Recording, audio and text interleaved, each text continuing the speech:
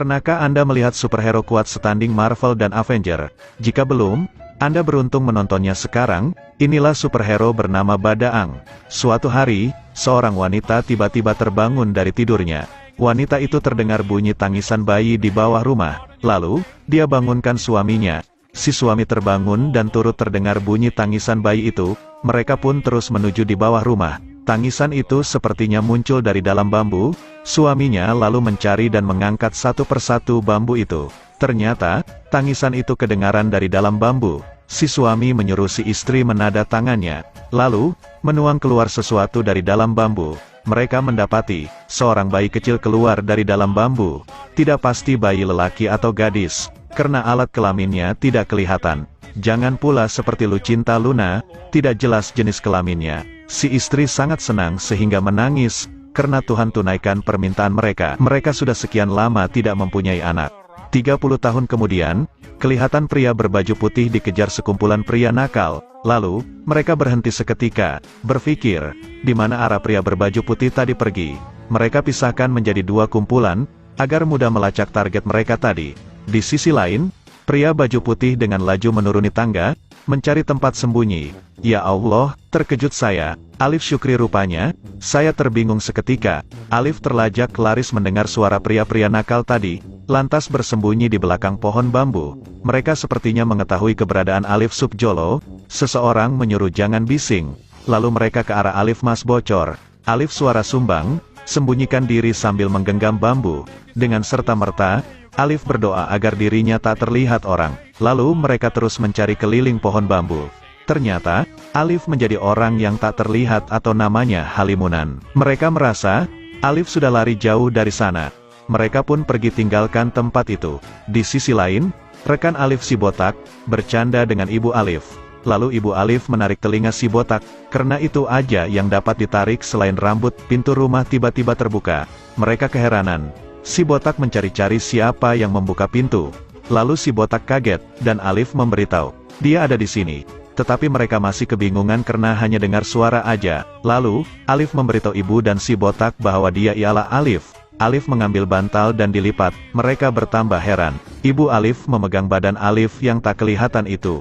Alif terus masuk ke dalam kamar mandi. Melihat dirinya kelihatan di cermin. Dia terus mandi. Ketika badannya kena air, dia kembali normal. Di hari berikutnya, datang sekumpulan gangster tahi kucing, meminta uang perlindungan. Tapi ibu Alif enggan memberinya, sambil memegang parang tajam. Mobil merah besar menuju ke depan lalu melanggar ibu Alif. Si botak berteriak. Tidak lama kemudian Alif muncul dan menangis atas apa yang berlaku pada ibunya. Ibunya dibawa ke rumah sakit. Ketika di rumah sakit, ibunya memberitahu hal sebenar, bahwa dia bukanlah anak kandung ibunya. Alif menangis kembali, tetapi tidak keluar air mata. Ketika di luar rumah sakit, rekan Alif membawa hadiah yang diberi ibu Alif untuk memberitahu asal-usul Alif. Rupa-rupanya, itulah bambu tempat dia dilahirkan. Jika dipegang bambu itu, Alif akan membangkitkan kuasa luar biasa. Lalu, Alif terus melontar bambu itu ke arah si botak. Alif mencoba menolak satu pohon CGI. Lalu pohon itu tumbang, wajarlah tumbang. Karena pakai CGI, ahahaha, bercanda aja ahahaha. Maafkan saya tak tahan ahahaha. Si botak terkejut senang. Alif berkata, akan menggunakan kuasa ini untuk menghapuskan penjahat. Mereka sudah terlambat ke kuliah. Tapi dengan sekejap mata menghilang dan terus ke tempat kuliah. Lalu, mereka menemui Xiaomei. Mobil rekan Xiaomei punya masalah ban. Lalu mengangkat mobil itu dengan mudah dan terus baiki ban itu. Xiaomei dan rekannya keheranan. Karena lelaki lembut-lembut pun kuat ya. Alif pergi ke arah Xiaomei lalu menghilang keduanya. Muncul di kutub utara. Xiaomei keheranan.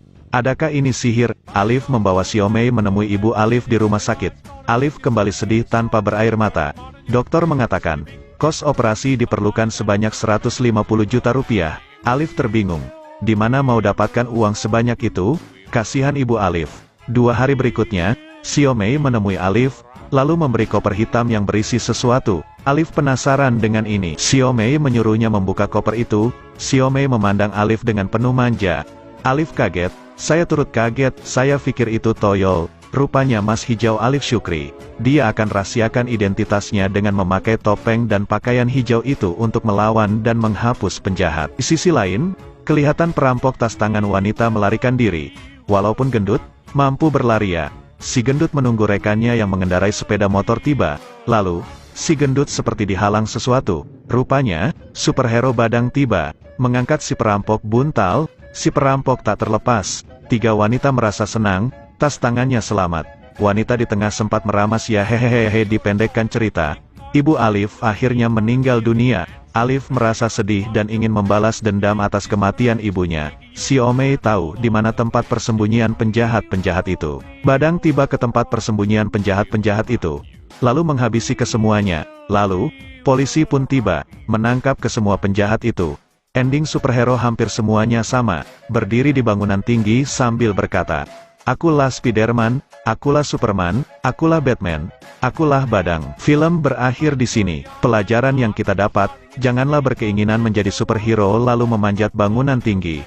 Nanti orang sangka Anda gila. Sampai jumpa lagi. Saya Boy Iman, Bobo Boy terbaik.